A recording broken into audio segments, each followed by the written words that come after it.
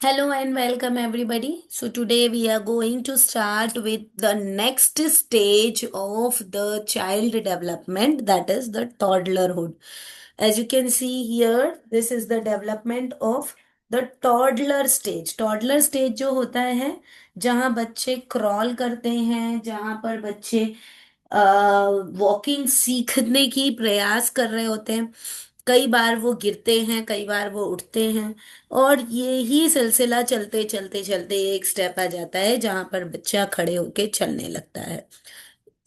1 साल के बाद का ये टाइम पीरियड होता है, मतलब 1 साल से 3 साल तक के अंदर का समय टॉडलरहुड का होता है। अब तक हम देख रहे थे साल भर के अंदर की ग्रोथ एंड डेवलपमेंट, मतलब 12 महीने तक की। ठीक है, न्यू बॉर्न बेबी से 12 महीने तक के बच्चे की ग्रोथ एंड डेवलपमेंट हम देख रहे थे। अब हम देख रहे हैं 1 साल से 3 साल तक के बच्चे की ग्रोथ एंड डेवलपमेंट। यहाँ पर क्या होता है, बच्चे की मोटर स्किल्स डेवलप होना स्टार्ट हो जाती है। तो ये हमारा जो ये फर्स्ट पार्ट है, physical and motor development, increase in mobility and control. जो ये कैप्शन यहाँ पे दिया है, इंक्रीज इन मोबिलिटी, मोबिलिटी का मतलब क्या होता है, एक जगह से दूसरे जगह जाने की मोशन की तैयारी करना। तो दैट इज मोबिलिटी। तो यहाँ पर मोबिलिटी बढ़ती है, यानी बच्चा यहाँ चलना सीख रहा है। एंड कंट्रोल मतलब गिर जाएगा फिर उठ जाएगा, अपने आप को बैलेंस करना प्रयास करेगा। ठीक है ना।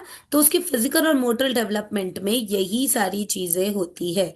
The child should feel comfortable in balancing him और हर ओन सेल्फ, राइट। यहाँ पर ब्रेन का डेवलपमेंट काफी रैपिड होता है, और इसी के साथ साथ में बच्चे लैंग्वेज स्किल्स पर पारंगत होते हैं, यानी लैंग्वेज स्किल उनकी अच्छी खासी हो रही होती है, डेवलप हो रही होती है लैंग्वेज स्किल्स।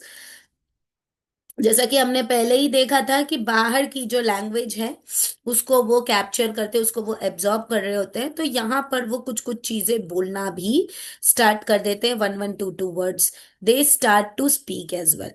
यहाँ पर इस चैप्टर में हम ये देख रहे हैं कि मोटर स्किल्स की डेवलपमेंट कैसी और क्या क्या हो रही है। तो मोटर स्किल्स में देखिए, दो टाइप की मोटर स्किल्स होती है, एक होती है ग्रॉस मोटर स्किल, दूसरी होती है fine motor skills. Gross motor skills में पूरी बॉडी का डेवलपमेंट होता है, जिसमें running, skipping, jumping, hopping, walking, running, jumping, kicking, ऐसी टाइप की डिफरेंट एक्टिविटीज, उनका बॉडी पोस्चर और balancing the body the four most important thing, मतलब उनके बॉडी को बैलेंस करने वाला जो कॉन्सेप्ट है वो सबसे ज्यादा जरूरी है, जो इस स्टेज पे होता है।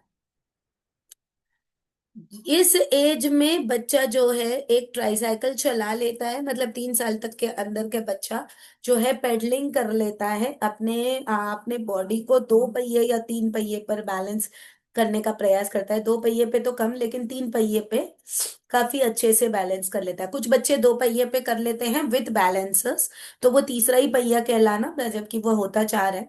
बट वो बड़े तो दो ही होते हैं, तो विद बैलेंसर्स आजकल ऐसा चला है। So they are able to pedal their bicycles और ट्राइसिकल्स। फिर इसके अलावा कुछ बच्चे जो होते हैं वो बॉल जब हम फेंकते हैं तो उसे अच्छे से कैच कर लेते हैं। तो उसका मतलब क्या है कि उनकी ये जो नेक्स्ट स्किल है, that is the fine motor skills, ये हो जाती है। मतलब उनकी फिंगर डेवलपमेंट, आई हैंड कोऑर्डिनेशन। जब हम कैच कैच खेल रहे हैं तो बच्चे को हम जब बॉल फेंकते हैं, तो बच्चा जब उसको अपनी हाथ की ग्रिप पकड़ ले रहा है, मतलब उसकी पकड़ अच्छी बन रही है, दैट मीन्स उसकी फाइन मोटर स्किल्स अच्छी हो रही है, उसकी आई हैंड कोऑर्डिनेशन अच्छा हो रहा है। बच्चे स्क्रिबलिंग बहुत जल्दी कर लेते हैं। आपने देखा होगा 1 से 3 साल तक के बच्चे जिस घर में होते हैं उस घर की दीवार ही नोटबुक हो जाती है, राइट। क्योंकि वो नया नया लिखना सीखते हैं। जब कोई भी काम हम नया नया करते हैं ना, तो वो काम करने में ना बहुत मजा आता है, और वो काम करना ना बड़ा अच्छा लगता है। जैसे हमको भी ना नया नया फोन मिला, नई नई गाड़ी मिलेगी, नया नया कुछ भी मिलेगा, आप अपना देखिए, ये तो बचपन की बात बता रही हूँ। आप अभी भी अगर कोई चीज नया नया आपको मिलेगा ना, बार बार उस चीज को यूज करोगे, उस चीज को एक्सेस बार बार करने की कोशिश करोगे ताकि आपको वो चीज और ज्यादा अच्छे से समझ आ जाए। अभी तो आप एडल्ट हो तो आप इसलिए करोगे कि आपको समझ आ जाए, लेकिन जो बच्चा छोटा होता है ना, उसको मजा आता है। The child likes that activity and the child does. तो उसने मतलब हाथ में कुछ पकड़ के उसने दीवार पे लिख दिया तो उसमें कलर आ गया, ठीक है, तो वो उसको अच्छा लगता है तो वो और वो वाला काम करता है ना। उसको ये नहीं पता कि मुझे इसको एक्सप्लोर करना है, वो the child does for his और हर ओन एंजॉयमेंट, राइट। तो उससे उसकी स्किल डेवलप होती है, ठीक है ना, और जैसा बच्चा देखेगा वैसा बच्चा करता है। तो ये पूरा जो है फिजिकल डेवलपमेंट पे आ जाता है। यहाँ पे बच्चे अपने माइलस्टोन्स को कैचअप करते हैं, उनके जो माइलस्टोन्स हैं उसको अच्छे से कैचअप करें। माइलस्टोन मतलब एक डेवलपमेंट से दूसरे डेवलपमेंट की ओर जब बच्चा जाता है तो पिछली डेवलपमेंट को छोड़कर आगे की डेवलपमेंट पर आता है। पिछली चीज भी बच्चा करता है बट उस डेवलपमेंट को वो पार कर चुका है, मतलब वो उसे आता है, उसको वो एक्सपीरियंस हो चुका है, बट वो उसी पे स्टक नहीं होता, तो वो आगे जब बढ़ता है उसे हम माइलस्टोन कहते हैं।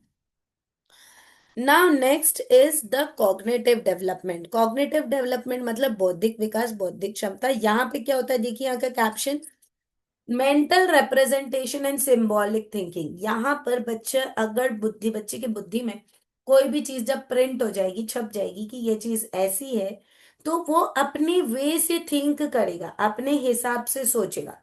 जैसे बच्चे ने अगर बॉल देखा है, ठीक है, तो अगर वो दाल में या सब्जी में राई के दाने भी देखेगा ना तो वो उसको भी बॉल ही बोलेगा।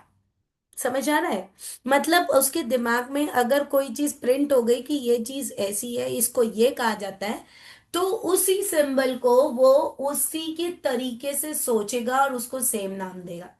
मैं आपको एग्जाम्पल देती हूँ, मैं अपनी ही बच्ची की एग्जाम्पल देती हूँ। तो जब मेरी बेटी छोटी थी ना, तो उस दौरान चार पैर के जो जानवर जो भी दिखते थे ना, तो वो सबसे पहला जानवर जो उसने चार पैर का देखा वो था डॉग, ठीक है। तो वो उसको बोलती थी कुक, ठीक है, कुत्ता पूरा बोलते नहीं बनता था तो कुक बोलती थी। तो उसने जितने भी चार पैर के जानवर देखे, जब वो गांव में गई तो गांव में उसने गाय देखी, वो भी चार पैर की, तो उसने बोला बड़ी कुक, बड़ी कुक, बड़ी कुक मम्मा, बड़ी कुक, ठीक है। और तो ये चीज क्या हुआ कि मतलब उसको ये पता है कि जो चार पैर पे चल रहा जानवर है उसको कुक बोला जाता है, तो हमने उसको बताया नहीं ये गाय है, नहीं बड़ी कुक, बड़ी कुक। फिर जब वो थोड़ी बड़ी हुई, 2.5 साल की हुई, तब उसको बताया ये गाय है, तो फिर वो बोलने लगी ये गाय है। तो मतलब क्या होता है कि जब बचपन में कोई मेंटल रिप्रेजेंटेशन हमारे दिमाग में पड़ जाता है, तो बच्चे जो है ना उसको वो जो बोलेंगे तो उसको वही वही वैसा ही बोलते हैं, राइट। तो ये उनकी वो उनकी समझ के अनुसार, उनकी बुद्धि के अनुसार बोलते हैं। मेरा एक भाई था छोटा, अब मैं अपने एग्जाम्पल्स क्यों दे रही हूँ, इसलिए दे रही हूँ ताकि आप इसको अपने एग्जाम्पल्स के साथ रिलेट करो, क्योंकि रियल लाइफ एग्जाम्पल्स जब हमें मिलते हैं ना तो हम उसको रिलेट कर पाते हैं। मेरा एक भाई था, तो है मतलब, तो वो जब छोटा था उस दौरान मतलब हमारे इधर दो वर्कर्स थे जिन दोनों का नाम सुदामा था। एक पेंटर था और एक कुछ ऐसे बाहर सा का सामान लाने करने का काम करता था। तो एक को, वो जो पेंटर था तो वो उसको तो सुदामा बोलता था, 2.5 पौने 3 साल का था वो। और जो बाहर सब्जी अब्जी लाने का और जो काम करता था ना उसको सुमादा बोलता था वो। सुमादा, सुदामा नहीं, सुमादा। और वो उसी को सुमादा बोलता था, और जो पेंटर था उसको सुदामा ही बोलता था। मतलब वो अपने मेंटल रिप्रेजेंटेशन पे खुद को कंफ्यूजन ना होए, इसलिए उसने खुद ही सिंबॉलिक थिंकिंग कर लिया। मैं आपको ये एग्जांपल से सिंबॉलिक थिंकिंग समझा रही हूँ। कुछ बच्चे ऐसे होते हैं ना, वो अपने आप से ही नाम दे देते हैं किसी चीज को, और वो उस चीज को वही कहते हैं, ठीक है ना। अब आप अपने एग्जाम्पल्स के साथ में रिप्रेजेंट कीजिएगा। बहुत सी चीजें ऐसे, हर बच्चे अपने हर एक टॉय को एक स्पेशल नाम देते हैं, भले उसको हम टेडी बेयर ही बोलते होंगे, लेकिन किसी बच्चे ने अगर उसको बिब्बू नाम दे दिया, डिग्गू नाम दे दिया, कुछ भी नाम दे दिया, तो वो उसको उसी नाम से बुलाएगा, ठीक है। मेरा भतीजा है, कंबल को मम्मल बोलता है, तो वो आज तक उसको मम्मल ही बोलता है, उसको कंबल नहीं बोलता है। एक सिंबॉलिक थिंकिंग हो जाती है बच्चों की छोटे एज तक। तो वो, अगर आप उसको एक लेवल पर आकर सुधार दोगे तो सुधर जाएगा। और अगर आप बार बार नहीं बोलोगे, उसको नहीं सुधारोगे, तो वो उस एज तक जाकर वो वही स्टिक टू रहेगा। इसीलिए 1 to 3 एज में जो भी बच्चा बोल रहे हैं उसके साथ में आप जो सही चीज है वो बोलिए। मैं एक यहाँ पे आप सभी को एक एडवाइस देना चाहूंगी।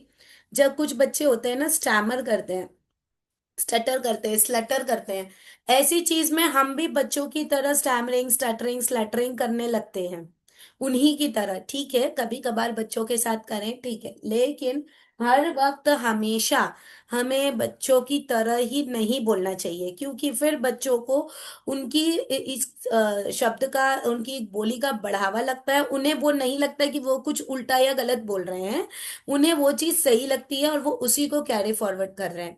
जिन पेरेंट्स की, जैसे जब बच्चे तुतलाते हैं और उन पेरेंट्स की भी साथ में तुतलाने की जब आदत पड़ जाती है, तो पेरेंट्स तो एक लेवल पर आकर अपने आप को सुधार लेंगे, लेकिन बच्चा जो है वो कई साल तक, यानी 6 to 7 years तक तुतलाता ही रहता है, उसमें वो चेंज नहीं आता। देखो कुछ तो चलो ठीक है, लैंग्वेज फॉल्ट्स होते हैं, वो नेचुरल जो होता है वो तो कुछ दिन बाद ही जाएगा, लेकिन कुछ चीजें बनावटी भी होती हैं।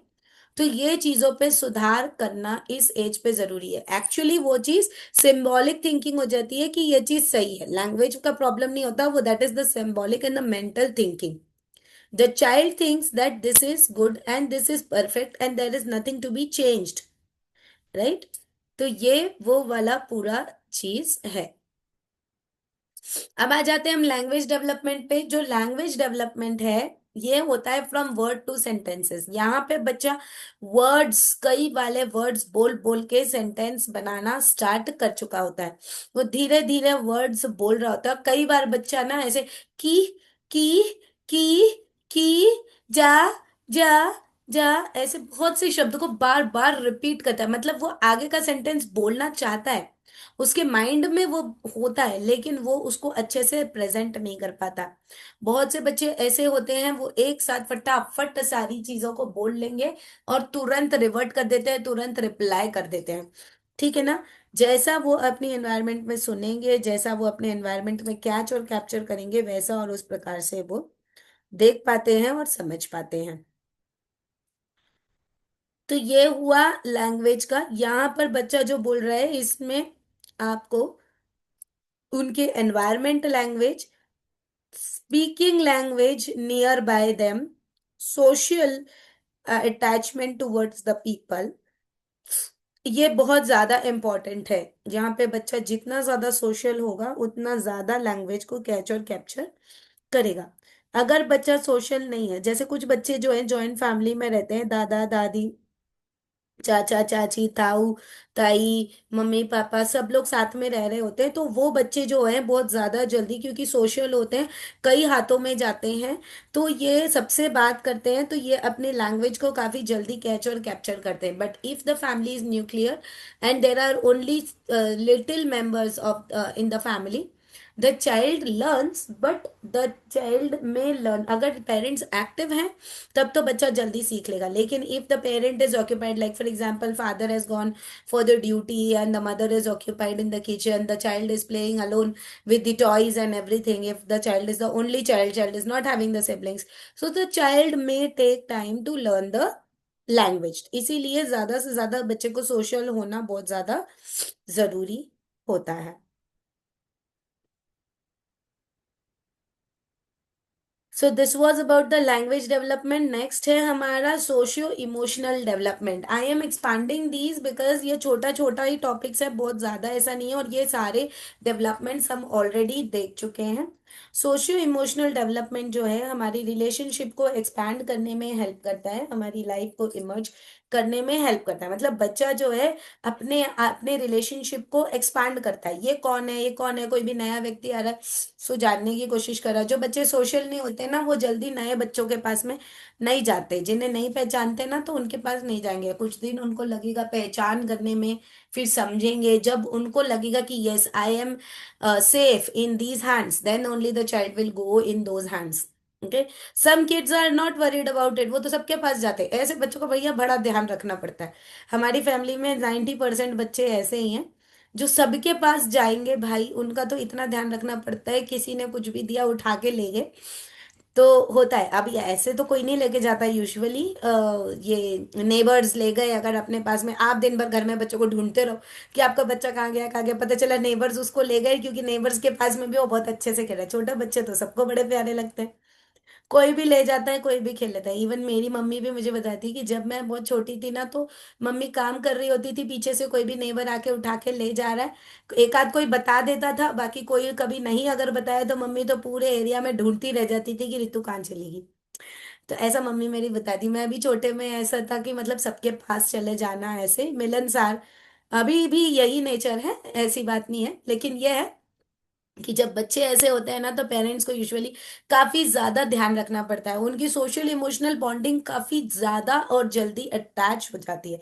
इसके साथ साथ में वो खुद को इमर्ज करने की बड़ी कोशिश करते हैं। ये जो हमारा कैप्शन है, ये यही चीज बताने का प्रयास कर रहा है। मतलब यहाँ पे जो बच्चा है अपनी ऑटोनॉमी को डेवलप करता है, यहाँ पे बच्चा खुद को अंडरस्टैंड करता है, बच्चे को पता चलता है क्या सही है क्या गलत है, और कितने लेवल पर उसकी अंडरस्टैंडिंग जो है वो ग्रो कर रही है। ठीक है। तो ये हुआ हमारे सोशियो इमोशनल बॉन्डिंग। अब यहाँ पे कुछ चीजें ऐसी होती है ना जहां पर बच्चा जो है सोशियो और इमोशनल नहीं हो पाता, वो चीजें हम समझेंगे। जैसे बच्चे को सेफ्टी किसी एरिया पे नहीं पसंद आती, बच्चा उन लोगों से सोशल नहीं होता है, बच्चे को कभी कभी गुस्सा आता है, तो यहाँ पे बच्चा जो है टेम्पर टैंट्रम्स भी थ्रो करता है। At the age of toddlerhood the child throws the temper tantrum. Now you must understand what is temper tantrum. Temper tantrum का मतलब होता है, जब टेम्पर मतलब गुस्सा, ठीक है, बच्चे को थोड़ी देर के लिए किसी भी बात पे गुस्सा आया, एनॉय हो गया बच्चा, मतलब जो चीज उसे चाहिए वो चीज नहीं मिल रही है, तो बच्चा एनॉय हो गया, तो जो चीज उसके पास है हाथ में या जो भी कुछ है, बच्चा उसको फेंक देगा, जोर से चिल्लाएगा, गुस्सा होगा, अपना हाथ पैर पटकने लगेगा। इस टाइप की जो एक्टिविटीज होती है इसको टेम्पर टैंट्रम बोलते हैं, जिसे हम हिंदी में बाल क्रीड़ा, बाल हट, इसे ये कहते हैं, ठीक है ना, बाल हट कहते हैं। अब ये जो बाल हट है, ये एक जिद्दी या रूडीनेस के अंदर परिवर्तित हो जाती है इसी स्टेज में, इसी एज में। जब एंगर और एग्रेशन को बढ़ावा मिलता है, तब ये जो है टेम्पर टैंट्रम जो है रूडीनेस पर चेंज हो जाता है। इसी एज में हमें बच्चे को या तो एंगर आने मत दो, और अगर आ गया है तो थोड़ी देर बच्चा अगर टेम्पर टैंट्रम थ्रो कर रहा है तो उसे कर लेने दो। ठीक है। जिस भी तरीके से वो अपने गुस्से को, जिस भी तरीके से अपने डर को, जिस भी तरीके से अपने एग्रेशन को वो फेंक रहा है, वो रिप्रेजेंट कर रहा है, उसे वो कर लेने दो थोड़ी देर के लिए, उसे अकेला छोड़ना भी जरूरी होता है। हम क्या करते हैं, बच्चा रो रहा है, बहुत परेशान हो रहा है, हम उसको तुरंत गोदी में उठा लेंगे। भाई बच्चे ने बॉल मांगा, हमने उसको बॉल दे दिया, क्यों? क्योंकि वो अभी रोएगा, बहुत चिल्लाएगा, ये वो इस तरीके की चीजें जब होंगी, तो धीरे धीरे बच्चे को टेम्पर टैंट्रम थ्रो करने की आदत पड़ जाती है। तो यह आदत जो है ये इसी एज में लगती है, सो हमें इस चीज से बचना चाहिए। इन चैप्टर्स में आप काफी हेल्दी पेरेंटिंग भी सीखेंगे। अब ये देखिए, अल्टूरिज्म और empathy, this is very very important. देखिए, इमोशनल अटैचमेंट जब किसी से होता है हम उसे कहते हैं एम्पथी। ठीक है। तो जो एम्पथी होती है, एम्पथी क्या होती है, ये टॉडलर्स में मैक्सिमम देखी जाती है। जो इमोशनल अटैचमेंट हर जगह से आता है, जो फैमिली में हर तरीके से इमोशनल बॉन्डिंग, बच्चे के लिए कभी कोई गलत नहीं करेगा, ठीक है ना, किसी के लिए भी कुछ गलत सोच नहीं रखेगा किसी भी बच्चे के लिए। तो वो एम्पथी होती है, अरे इतना सा बच्चा है, इसके लिए इसको क्यों इतना बोल, मतलब कोई निकलेगा करेगा ना, तो बच्चे अगर रो रहा है बहुत तेज, तो आपको कोई पड़ोसी भी बोल देगा कि अरे यार क्यों रुला रहे हो उसको, जो मांग रहा है वो दे दो ना, क्यों बच्चे पर ऐसा, थोड़ा रहम खा लो, ये वो, मतलब that is what empathy. Okay. तो ये एम्पथी जो होती है ना, इसको हर कोई एंकरेज करता है। ठीक है ना, आपको ये समझना है कि ये टेम्पर टैंट्रम है या एम्पथी नॉर्मल इस बच्चे को अभी मिलनी चाहिए या नहीं मिलनी चाहिए। As a parent, as a teacher, as a child, everybody must understand that empathy should be given or not. Altruistic behaviour जो होता है बच्चों का, वो पेरेंट चाइल्ड रिलेशनशिप को बढ़ाने के लिए बहुत ही ज्यादा इंपॉर्टेंट है। मतलब कैसे बच्चे को नर्चर करना है, कैसे बच्चे को लव, कैसे बच्चे को सपोर्ट करना है, कैसे बच्चे को प्रॉपर अफेक्शन देना है, ये सारी चीजें जो है अल्टूरिस्टिक बिहेवियर पे आती है। मतलब अल्ट्रूसम जो है, यानी कि बच्चे को ट्रुथ से अंडरस्टैंड करें कि इमोशनल बॉन्डिंग अभी जरूरी है या नहीं है। As a parent, as an adult, we must understand. Next concept है द सेल्फ कॉन्सेप्ट। यहाँ पे बच्चा खुद को जानता है, बच्चा अपना नाम जानने लगता है, बच्चा अपने आप को जानने लगता है, बॉय है या गर्ल है। बच्चे अपने बिहेवियर्स को अंडरस्टैंड करने लगता है। इसके साथ साथ में बच्चे अपने रोल को भी अंडरस्टैंड करने लगते हैं। मैं भाई हूँ, मैं बहन हूँ, मैं बेटा हूँ, मैं बेटी हूँ, मेरी मम्मा कौन है, मेरे पापा कौन है, मेरे को किसके साथ रहना। आपने देखा होगा 1 से 3 साल के उम्र के जो बच्चे होते हैं ना, उनकी मम्मा या पापा को आप बस इतना बोल दो ये मेरी मम्मा है, बस फिर तो बच्चा रोने लगेगा। उसको ऐसा डर लगता है कि कोई मेरी मम्मा को उठा के ना ले जाए। राइट। तो ये सारी चीजें इसमें आती है, socio emotional behaviour. Last topic for the day, that is the play activity to foster the growth and development of the toddler child। मतलब 1 से 3 साल के उम्र के बच्चे के लिए जो ग्रोथ एंड डेवलपमेंट होती है, इसमें हमें क्या प्ले एक्टिविटीज बच्चे को देना चाहिए। तो यूजुअली यहाँ पर हम टॉयज, सॉफ्ट टॉयज, क्लेस, ये सारी चीजें देते हैं। बट क्ले देने से पहले अगर आप आटा देंगे बच्चों को तो काफी अच्छा और यूजफुल रहेगा, इनकी मोटर स्किल्स डेवलप होती हैं। इसके साथ साथ में बच्चों को पपेट्स काफी अच्छे से पसंद आते हैं। हमें क्या चीजों का ध्यान रखना है प्ले मटेरियल्स देने के लिए, कि सारी चीजें नीट एंड क्लीन होनी चाहिए, अट्रैक्टिव यानी कलरफुल रहें, और ऐसी स्टिमुलेटिंग जो बच्चे को अट्रैक्ट करे। यहाँ पर आपको बच्चे के ऊपर प्रॉपर वॉच रखना है कि मतलब कोई ऐसी चीज ना हो जो बच्चे को नुकसान पहुंचाए। एनवायरनमेंट जहाँ बच्चा खेल रहा है वो एनवायरनमेंट सेफ होना चाहिए बच्चे के लिए। बच्चे को प्रॉपर एक्टिविटीज से खेलने की फ्रीडम होनी चाहिए। ऐसा नहीं गंदा हो जाएगा, टूट जाएगा, खराब हो जाएगा, उठा के रख दिया। भाई मेरी सास तो मतलब मेरी बच्चों की दादी, कभी भी कोई नया खिलौना आया तो वो 1 महीने तक तो वो शो पीस में रखा रहता था। अरे अभी मत देना, टूट जाएगा, खराब हो जाएगा। मैं बोलती थी अरे खेलने के लिए ही तो है, खेलने के लिए दे दो। अरे तोड़ देगा बच्चा, इतना सुंदर इतना अच्छा। बोले तुम्हारे लिए सुंदर है, बच्चे के लिए नहीं है, खेलने दो। तो उनके एब्सेंस में हम उठा के दे देते थे, फिर उसके पैर उठा के उसे रख दिया। अब क्या करें, दोनों ही तरफ सुनना पड़ता था, बट क्या करें, वो एक्टिविटीज रहती है, बच्चों को पसंद आती है। तो जो बच्चे को पूरा फ्रीडम मिलना चाहिए खेलने का, और ये सारी चीजें हैं। और फिर जो उनकी अंडरस्टैंडिंग है उसके लेवल के अनुसार उनको चीजें मिलती जाएंगी, तो वो प्ले एक्टिविटीज को काफी अच्छे से समझ पाएंगे। पुल एंड पुश टॉयज होते हैं, टिकटॉक टॉयज होते हैं, ये सारे टॉयज जो हैं ये बच्चों के लिए प्ले एक्टिविटीज के लिए काफी फ्रूटफुल होते हैं। अब कल भी आप लोगों की क्लास लगेगी, और अगर नहीं लगेगी तो मैसेज आ जाएगा। कॉम्पनसेट करने के लिए हम कल भी क्लास लगाएंगे। यहाँ पर हम कल देखेंगे प्री स्कूल डेवलपमेंट के लिए क्या सेम डेवलपमेंट्स देखेंगे जो आज हमने देखा है, बट यहाँ पर 3 से 6 साल तक की उम्र के बच्चों की ग्रोथ एंड डेवलपमेंट देखेंगे। और यही डेवलपमेंट सारी देखेंगे, physical, mental, social, emotional and language, यही सारी डेवलपमेंट्स हम देखेंगे आगे के उम्र के बच्चों के लिए। इस पूरी बुक में आपको यही सारा टॉपिक्स मिलने वाला है, तो काफी इजी एक्सेस पर है, आपको सब पता है। आप इसमें चाहे तो पूरे पूरे 5 असाइनमेंट्स हर एक स्टेज पर भी लिख सकते हैं। ठीक है। चलिए, तो अभी मैं आप लोगों की अटेंडेंस लगा देती हूँ। अगर आप लोगों को कुछ डाउट है तो आप पूछ सकते हैं। I am stopping the record here.